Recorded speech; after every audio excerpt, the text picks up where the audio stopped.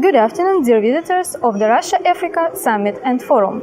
Rosoboron Export joins TAC company as Russian state intermediary for export and import of final products, services and technologies promotes to the global market projects aimed to achieve safety and stability as of the international community, so for our partner states. The countries of the African region are well-established partners of the Russian Federation, and we are ready to share our experience in combating threats to national security. A great contribution in this field pledged the socio-economic centers of regions and states, the so-called smart cities. Smart cities are the present and the future of urban living. By implementing technological solutions into every aspect of the urban life, governments provide citizens with promising opportunities. More and more cities across the globe are implementing new technological solutions into socio-political and economic issues. The African continent is demonstrating nowadays fast urbanization rates, maybe the fastest in the world. As an advantage here, we can point out that it's much easier to implement new technologies with no need to reconstruct old models. And, by the way, more than 60% of the African continent are people in the age under 30s. That's a great human resource in the future. By the way, in the future we expect that 6 of 41 world's megacities will be African.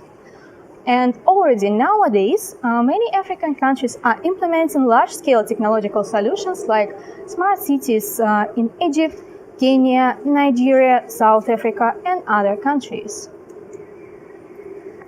Rosoboron Export, in the frame of the Russian Security Systems project, is offering to its partners smart city technologies already proven by ourselves over the last 10 years in more than 100 cities.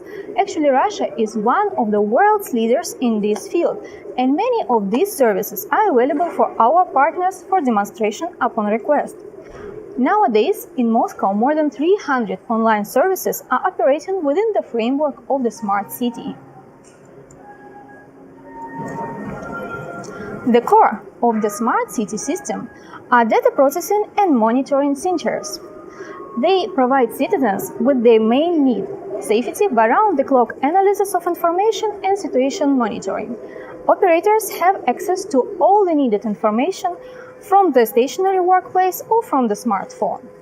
Also, Russian manufacturers, for coordination of state institutions, developed a special solution, an automated analytical complex with a software platform. For sure, there are many information sources within the smart city system, but still the main one remains the video surveillance system. And nowadays, more than 300,000 cameras are deployed over Moscow. Most of them are integrated with video analytics and recognition systems for faces, silhouettes, license plates, and other functions. Together with the voice recognition and verification system, they are very efficient for notification in case of emergencies, investigation of crimes, control of order, and many other important issues. More than 30,000 emergency cases are operated daily in Moscow with help of 112 digital system. More than 200 emergency services work in a unified information field so that all the incidents and all the threats are being preceded or even prevented in time. The level of development of the city, as well as the quality of residents' life, are largely determined by organization of city transport. As an example of Moscow, as a city with a traffic flow of more than 8 million cars, we can point out the successful implementation of intelligent transport system.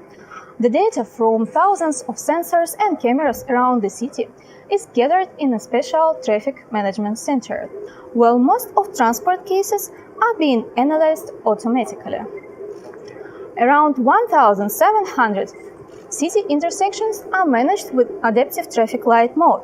Thus, the passenger transport becomes passage priority, passenger and traffic load becomes reduced. Also, the traffic load gets reduced with the help of a unified parking system developed over the whole city. By the way, by 2023, a digital twin of Moscow with a full visualization of the road network was developed.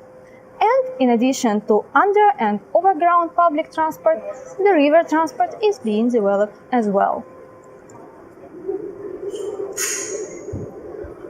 An important role play public services in the field of housing and utilities, medicine and education. A unified platform for management of infrastructure allows us to control the resource consumption, to reduce the measure incident, and to increase the income, like for example in Moscow by 18 times. Citizens can pay for all the necessary services via app, web portal, or in special centers if they want to.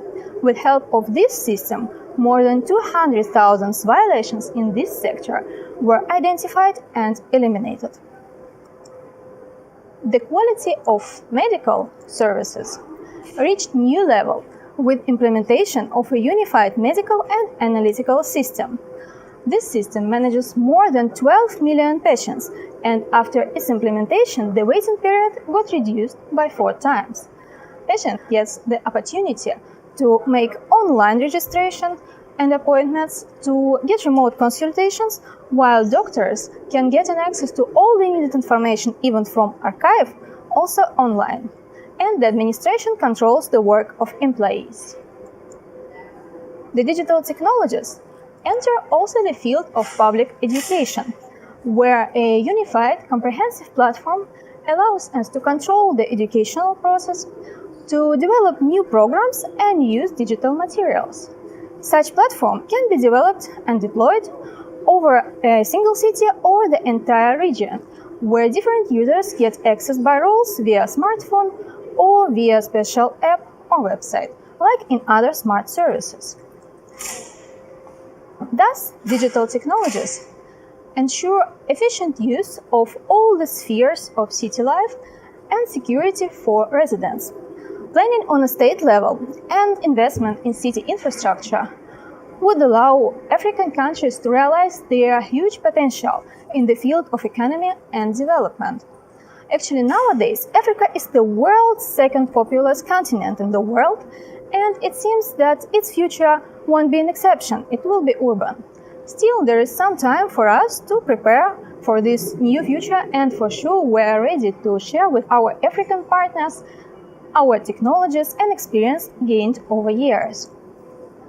Also, last but not least, we shouldn't forget that the fight against global threat is our collective responsibility and our contribution to international safety.